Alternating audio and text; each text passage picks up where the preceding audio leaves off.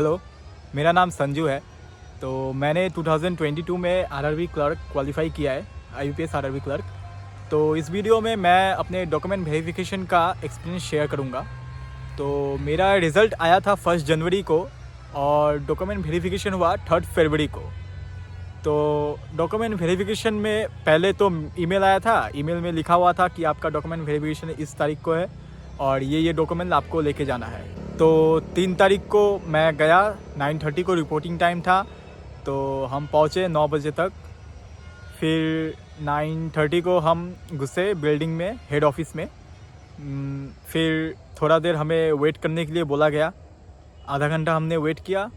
फिर जो सर लोग आए जो डॉक्यूमेंट वेरिफिकेशन करने वाले थे, फिर सर लोग आए, बैठे। फिर उन्होंने हमें एक फॉर्म दिया हम सबको, जिसमें हमारा बायोडाटा लिखना था। तो हमने उस फॉर्म को फिलअप किया। उसके बाद एक एक करके सर ने हम लोगों को बुलाया उस फॉर्म के साथ और अपने डॉक्यूमेंट के साथ, और सारे डॉक्यूमेंट्स उन्होंने चेक किया।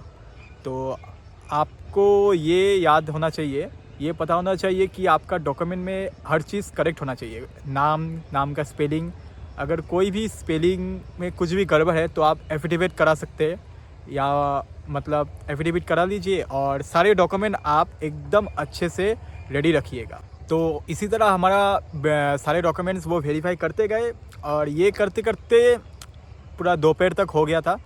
हमारा शायद 24 कैंडिडेट था, तो एक एक कैंडिडेट के लिए 15 से 20 मिनट लग रहा था। तो सारे डॉक्यूमेंट वेरीफाई हुआ। जब मेरा बारी आया, मेरा एक प्रॉब्लम हुआ कि मुझे लैंग्वेज टेस्ट देना पड़ा, क्योंकि क्या होता है कि आपका अगर 10th में जिस स्टेट से आपने अप्लाई किया है उस स्टेट का अगर रीजनल जो लैंग्वेज होता है वो अगर ना हो आपका 10th में, तो आपको एक लैंग्वेज टेस्ट देना होता है। तो मैं वेस्ट बंगाल से हूँ और मैं सेंट्रल बोर्ड से था, तो मेरा बंगाली लैंग्वेज नहीं था 10th में, इसलिए मुझे एक लैंग्वेज टेस्ट देना पड़ा। तो ये उतना हार्ड नहीं होता है, मुझे बस बोला बंगाली में कुछ भी आप लिखो। तो मैं लिखा और उसमें भी मैंने 1-2 स्पेलिंग गलत कर दिया था। तो उन्होंने ज़्यादा कुछ नहीं बोला, उन्होंने पास कर दिया टेस्ट। तो ये आप याद रखिए कि आपका लैंग्वेज टेस्ट हो सकता है अगर आपका 10th में नहीं था। तो मेरा लैंग्वेज टेस्ट हुआ, उसके बाद ऐसे करके सारा वेरिफिकेशन हुआ। तो दोपहर 2 बज गया था। फिर हमें बोला गया कि लंच कर लो। तो लंच में हमें बिरयानी दिया गया, चिकन बिरयानी। उसके बाद हमने लंच किया और फिर थोड़ा और बाकी लोगों का वेरिफिकेशन बाकी था, तो उनका वेरिफिकेशन भी हो गया, लगभग 3-3:30 बजे तक हो गया। इसके बाद थोड़ा देर फिर से हमें बिठाया रखा और उसके बाद सर आए, हमें एनपीएस का फॉर्म दिया। एनपीएस मतलब नेशनल पेंशन सिस्टम। तो इसका फॉर्म दिया और सर ने बोला कि इसको कैसे फिलअप करना है, और साथ ही हमें अपॉइंटमेंट लेटर दिया गया। तो अपॉइंटमेंट लेटर 2 कॉपी दिया गया था, जिसमें हमें एक में उन्होंने सिग्नेचर लिया और एक हमको दे दिया ले जाने के लिए। अच्छा, जो मैंने शुरुआत में बोला था ना, बायोडाटा फॉर्म दिया था, उसको भी सर लोगों ने 2 फॉर्म ही दिया था। ये दोनों को हमें फिलअप करना था।